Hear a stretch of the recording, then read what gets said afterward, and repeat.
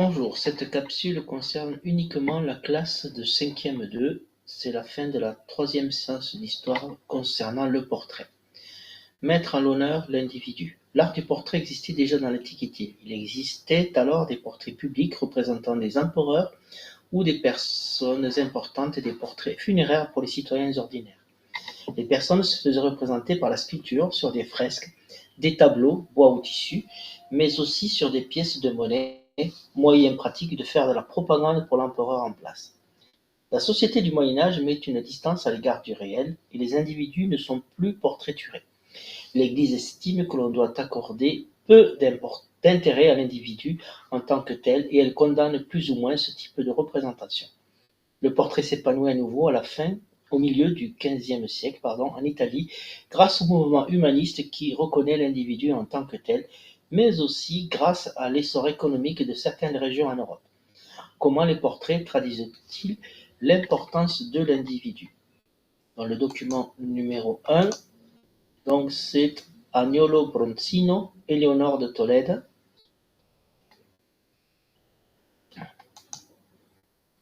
Ensuite, 2, Piero della Francesca, portrait du duc d'Urbino.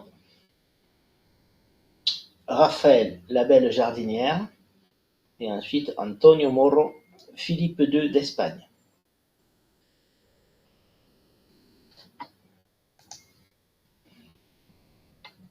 Georgitz, marchand allemand de Londres. Georgitz appartenait à la très riche corporation des marchands allemands installés à Londres. Donc, c'est une œuvre de Hans Holbein le Jeune. Alors, pour chaque portrait présenté, indiquez si c'est un portrait de profil, un buste de 3/4, un portrait en pied ou un portrait de groupe.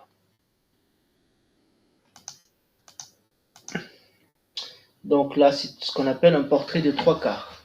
Le personnage a les épaules qui ne font pas face au spectateur. Elles sont légèrement inclinées d'un côté. Orientées d'un côté plutôt.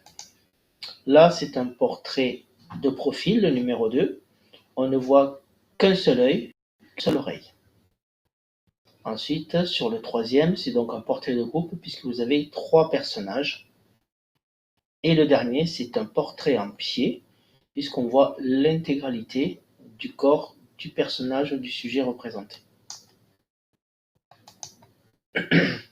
À partir des informations que vous avez dans la légende, il fallait ensuite remplir un tableau.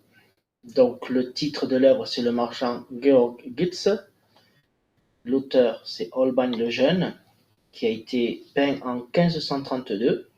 Les dimensions, 98 x 86, sur du bois.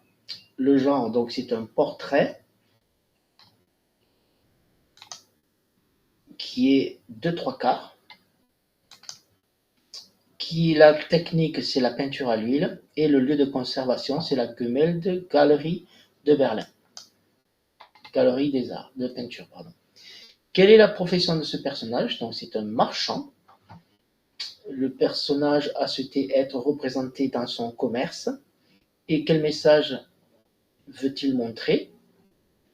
Il veut montrer sa réussite sociale. Voilà. En quoi ce portrait est-il un témoin de l'humanisme de son temps? Il fixe les qualités de l'individu représenté, la réussite sociale, la richesse. Il le valorise. Et ensuite, il montre la confiance que l'individu souhaite montrer aux autres. Voilà. C'est une manière d'affirmer ce que l'on est. Bon. Vous voulez passer ce saucisson?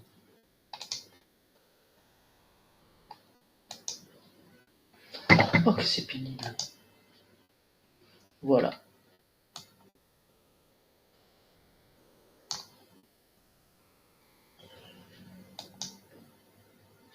On passe à une autre œuvre très célèbre, La Dame à l'Hermine, qui est de Leonardo da Vinci, en 1496. Les portraits étaient à l'origine des tableaux de petite dimension. Au cours de la Renaissance, le portrait de profil, souvent inexpressif, laisse peu à peu la place au portrait en buste de 3/4, que cherchent les artistes de l'époque par cette évolution. Autre très connu, la Gioconda ou Mona Lisa à l'étranger. Alors, un portrait bouleversant. Léonard se chargea pour Francesco del Giocondo du portrait de Mona Lisa, son épouse, et ayant peiné dessus pendant 4 ans, le laissa inachevé. Cette œuvre est aujourd'hui chez le roi François de France à Fontainebleau. Dans ce visage qui voulait voir combien l'art peut imiter la nature, pouvait aisément le comprendre, parce qu'y étaient contrefaits les moindres détails qui se peuvent peindre avec subtilité. Les yeux y avaient cet éclat et cette humilité qui se voient sans cesse dans la vie. Et autour de ceux-ci, toutes ces nuances des chairs rougies ou pâles et les cils qu'on ne peut faire sans une extrême subtilité. L'implantation des cils ou sourcils, épais par endroits et plus rares à d'autres, ne pouvait être plus naturel. Le nez, avec ses narines roses et délicates, semblait vivant. La bouche, avec sa fente et le passage fondu de l'incarnat des lèvres à celui du visage, laissait vraiment de chair et non de couleur. Qui regardait le creux de la gorge y voyait le battement des veines et, en vérité, on peut dire qu'elle fut peinte d'une manière à faire trembler et craindre tout grand artiste, quel qu'il soit. Donc c'est une biographie des plus excellents peintres, sculpteurs et architectes de Giorgio Vasari. Que représente le portrait de la Joconde? Un buste de 3/4. D'après le document 8, qui est le mécène? Le mari de Mona Lisa, Francesco del Giocondo. La phrase exacte qui te montre quel objectif voulait atteindre Leonardo da Vinci. Alors, hop, là je vais trop loin. Dans ce visage qui voulait voir combien l'art peut imiter la nature, pouvait aisément le comprendre. Quelle impression se dégage selon l'auteur en observant la Joconde? Elle semble totalement réelle. En observant le portrait, quels sont les éléments mis en valeur? Le visage, la gorge et les mains de Mona Lisa. Tout simplement parce qu'ils sont centrés dans le tableau. Voilà. Et après, il y a ce sfumato qui est derrière, cette technique, on veut un peu comme s'il y avait du brouillard, qui remet bien en valeur le sujet représenté, avec un axe vertical.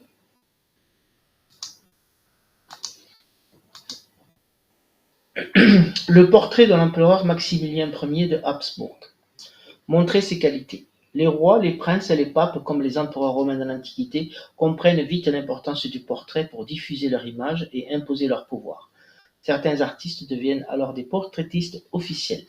C'est la naissance du portrait royal, que cherchent les rois, princes et papes à travers la réalisation de leurs portraits. Donc, dans l'encadré, habile homme politique, humaniste et protecteur des arts, Maximilien Ier devint empereur du Saint-Empire romain germanique, vaste ensemble de territoire européen de 1508 à 1519. Le portrait fut terminé après la mort de l'empereur. Donc, il a été réalisé par Alfred Dürer en 1519. Vous voyez des armoiries, une inscription en latin sur un fond vert. Le personnage est dans la main, il tient un fruit, une grenade. Donc, au niveau de la présentation de l'œuvre, on reprend les éléments. Cette peinture est un portrait dont le titre est l'empereur Maximilien Ier. Peinture à l'huile sur bois réalisée par Alfred Dürer en 1519 de 50 par 36 cm. Elle est conservée à Vienne, au musée d'histoire naturelle en Autriche. Alors, qu'est-ce qu'on peut observer à l'arrière-plan? Donc, la longue inscription en latin, un fond vert et les armoiries. Voilà, qui symbolise l'archiduché d'Autriche de l'époque. Quel objet l'empereur tient-il dans sa main gauche? C'est un fruit, en l'espèce une grenade. Alors, pourquoi une grenade? Si vous avez déjà mangé de la grenade, c'est un fruit qui comporte de nombreux pépins de couleur rouge, voilà, qui servent notamment à faire la grenadine. Et qu'est-ce qu'il symbolise en le tenant dans sa main? Donc le fruit est trop vert, on le voit, on voit les premiers pépins, et souvent c'est un symbole, ce fruit, pour montrer que le roi ou l'empereur maintient l'unité du royaume. En gros, chaque pépin est assemblé à l'intérieur du fruit et c'est l'empereur ou le roi qui le maintient, qui l'a dans la main. En observant le regard de l'empereur, quel sentiment transmet-il? La tranquillité, la sérénité. En quoi ce portrait illustre-t-il l'importance de l'individu à l'époque de l'humanisme? Et toutes les réponses étaient bonnes. Les qualités donc sont mises en avant. On laisse une image glorieuse et ensuite les sentiments sont exprimés à travers le portrait réalisé. Ça n'a rien à voir avec les représentants de rois qu'on a vus au Moyen-Âge qui avaient des tailles différentes, voilà, qui étaient très peu fins, hein, c'était vraiment des très grossiers, voilà, et on reconnaissait surtout le roi à travers la couronne ou ce qu'il portait. Le portrait reflet de l'humanisme.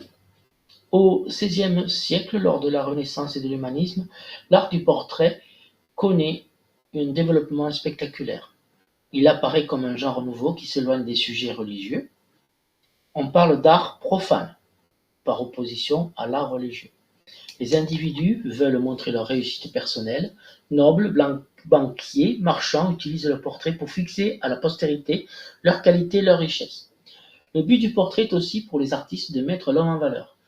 Dans cette période où l'individu est placé au centre de toutes les préoccupations, les portraits permettent d'observer des personnages humanisés qui expriment par leur regard et par leurs gestes des sentiments. Enfin, le portrait est un moyen pour ceux qui dirigent le pays de diffuser leur image et d'imposer leur pouvoir. Ils peuvent ainsi exprimer leur puissance ou leur force. C'est la naissance du portrait royal. Voilà la fin de la séance numéro 3 de l'unité 9 d'histoire. Bon visionnement et bon courage dans vos travaux.